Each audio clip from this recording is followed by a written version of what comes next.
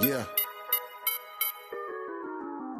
Yo, let's get it poppin' like some bacon grease. The beat is knocking like Jehovah Witnesses invade the streets. I'm related to David. It's my nature to slay a beast. Even with the nicest intentions, I do the same to beats. The objective is elevating the Savior King. We lift the Messiah so high that he's over everything. But in our efforts in glorifying him faithfully, we're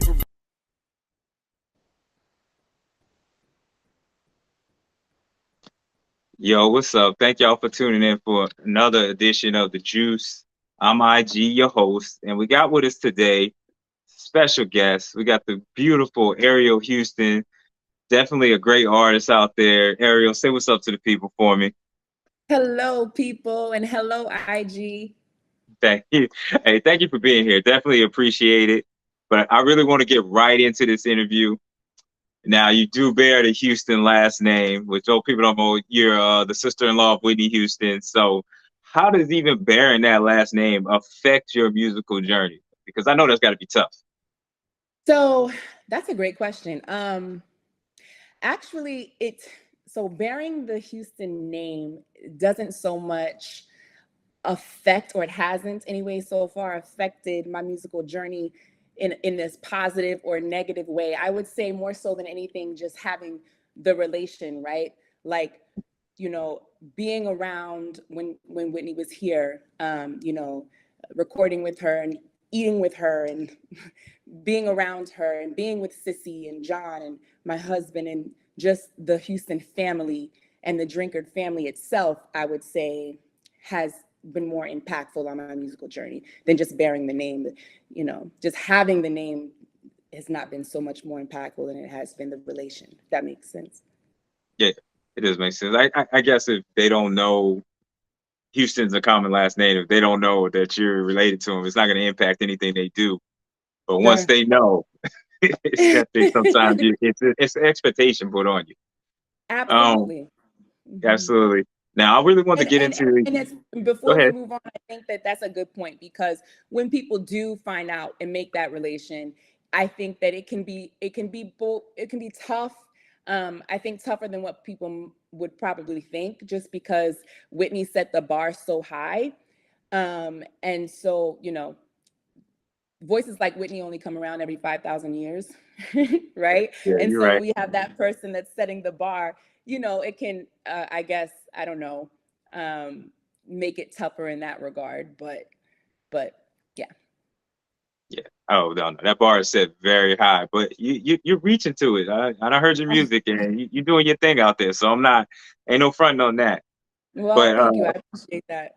no problem. I really want to get into how you started because you've been doing this for a long time. Like your childhood, you was involved in music. You was an entertainer. You did off Broadway, all these things.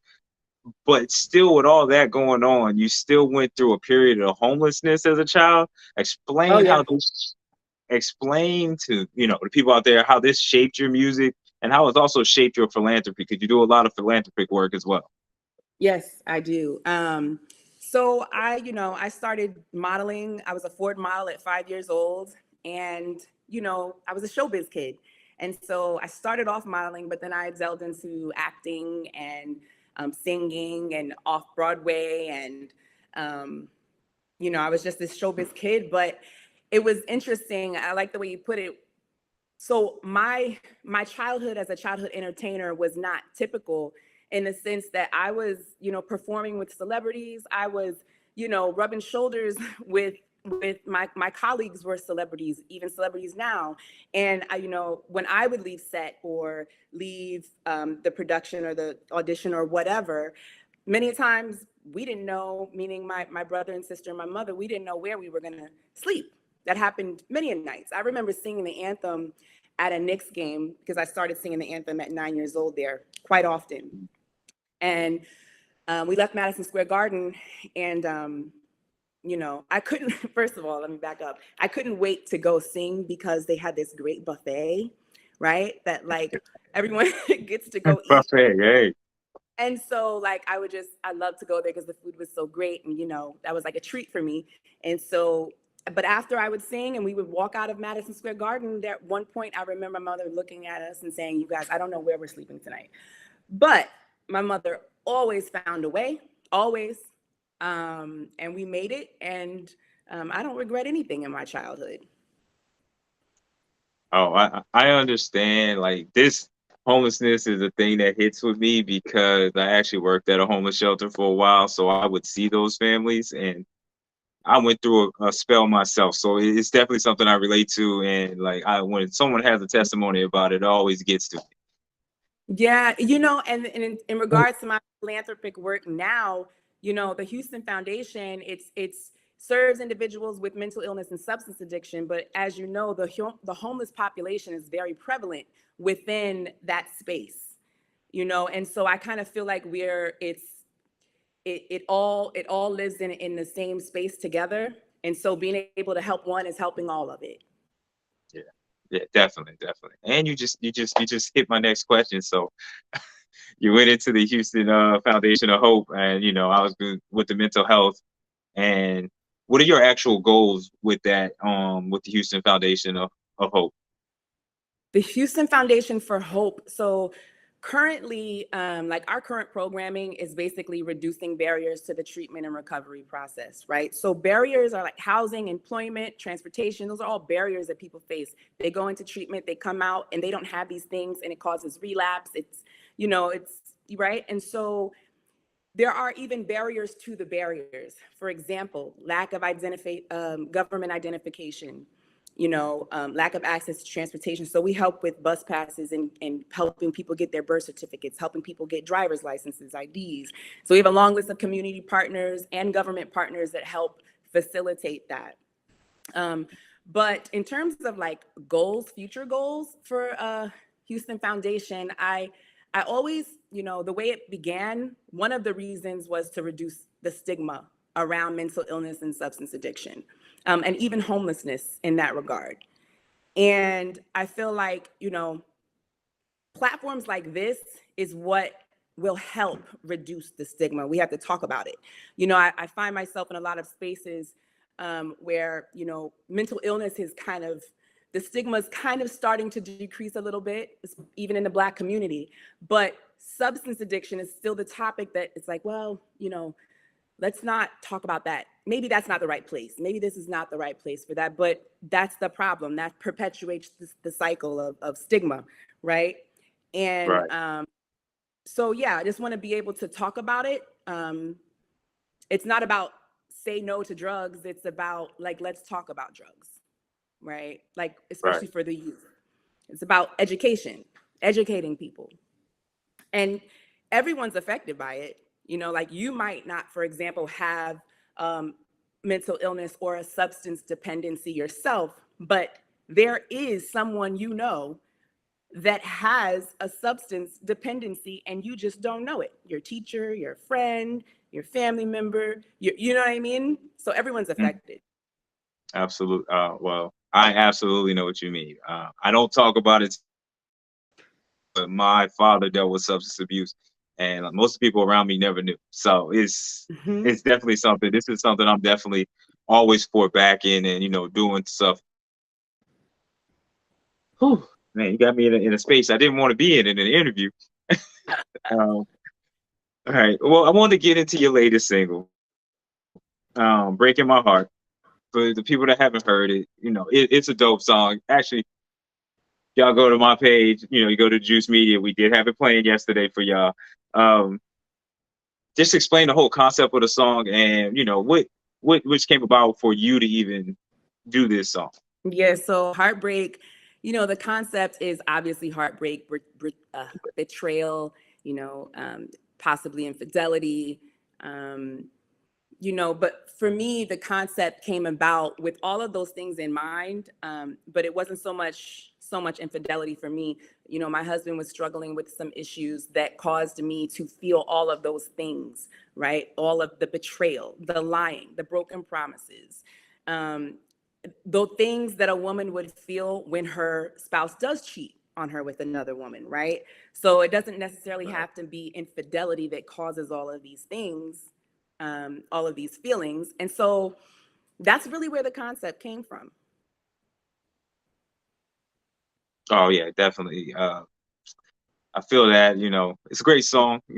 Did have a I was gonna say it was a sample in there. I was trying to think where the sample was from. I couldn't think of it before. I probably have to go back and listen to it. And I can tell you exactly where the sample was from.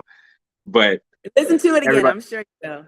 yeah, yeah. As soon as because I knew it the first time when I heard it, I was like, I know exactly where that comes from. So people, y'all need to go check that out, man. It's on Spotify. It's on all your streaming services. Now, this is a question for me as a hip hop head. Okay. Saw you had work with Bone Crusher. How was that experience? Oh my gosh, Bone Crusher. He's an amazing individual, phenomenal talent. He's poetic. He's smart. He's intelligent.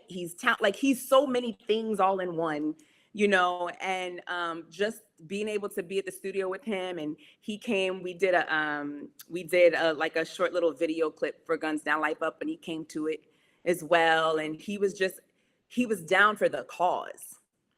Do you know what I mean? Like the same way I was. And I think the song that we did together, Guns Down Life Up, was for an organization in the Bronx with Lincoln Hospital, Guns Down Life Up, for the youth. And so him showing up the way he did, just, you know, it was self-explanatory. It shows his character. And he's just dope. So he was one of my favorites when I was younger. So, you know, it's still, even though didn't have a lot of hits out there, the stuff that I listened to, I always enjoyed from him. So that's a big thing for me as a hip hop head to see people working with hip hop artists. All right. Yeah. I wanted to get into your process of making music a little. Could you explain how you actually make your music? Do you write first? Do you hear a melody in your head that you keep there? Or do you just go in the studio? Because I have some friends of mine that do music and just go in the studio and then they just write once they get in the studio. They don't do anything else. You know, I love melodies. Like I love creating melodies, right? And sometimes I might come up with a melody prior to getting the beat first. But if I had to say my number one process, it is go in the studio. I love to get the music first. I don't like to write first. I might come up with a melody first, but I don't really like to write first. I like to write to a track. To attract. Yeah, no, Yeah. I understand it, but I just saying I've been around a lot of people and everybody's process is very different. It's just like I Yeah. don't understand how some people could work that way and some people can't, but everybody has their own process. Now, For sure. since your manager was here a little while ago, Kool-Aid Baby, let's talk about that. First of all, I didn't have this question for you, but where did the name Kool-Aid Baby come from? So I have a management team, and Sunny is part of that management team, marketing promo today. And Sunny he actually started Kool-Aid Baby Entertainment, and we kind of collaborated our companies, and so it's actually Kool-Aid Baby Houston Music Group. But we continue with Kool-Aid Baby because that's a mouthful, right? So yeah, that's where we would have to ask Sunny where Kool-Aid Baby came from. I think it's a cool name though. No, because it caught my attention to me. Like Kool-Aid Baby, yeah, that's different. And I understand being from some area, you could be a Kool-Aid baby, like that's what you drank. So Right? yeah, I got you. But with Kool-Aid Baby and being, you know, the position you have there in the Houston Music Group part, how does that give you creative freedom to do the music that you want to do? Oh man, it gives all the creative freedom, which is like the beautiful part of being independent and having your own, your own entity is that freedom. Along with that freedom though comes like you've got a couple hats. You don't get to just be artist. You have to be artist and also other things, right? So we have this, as an artist, you have this creative freedom, but you also have like checks and balances that you have to create within yourself because you are, owner or management at times. So.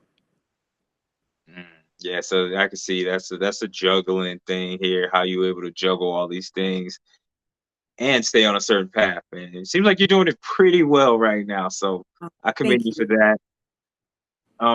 We got about two more questions and we'll get you out of here because I don't like to keep people on too long, you know. So, in the near future, is there any specific artists, producers that you're looking to work with? So I know you worked with Rodney Jerkins in the past, but we're not gonna, we're gonna leave that one alone. Yes, I did work with Rodney Jerkins in the past, a long time ago. So obviously, I would say like as a singer, for me anyway, this singer, it was always a dream to sing with Whitney. I recorded a song with Whitney that the world has never heard. Don't know if they ever will, but that was always a dream, right? So there's that. But I guess I would say I would like to work with Kanye West and DJ Khaled. Okay. That's two people. We're gonna say I'm cool with both of them, but I'm not really a Kanye fan right now. Mm-hmm. So, and I understand actually, that. I don't have anything against Kanye. It's I have more problems with the church, the way they handle him than. Okay. And everyone has their opinions, their perspectives, and everyone is right to have those, right? But regardless of your opinions, you cannot deny the man's talent. Oh, right? Yeah, absolutely. His musical genius. I will never deny his talent. Never. Yeah. Never. He's talented. I could give you my reason. And so for me as a singer, I'm like, yeah, I want to do one. Like I want, you know what I mean? I want him to say, yes, that's a hit, or let's create a hit, because I know where it's coming from. Right. You come from someone who definitely knows what a hit is. And I ain't gonna say I never heard him pull out a bad song.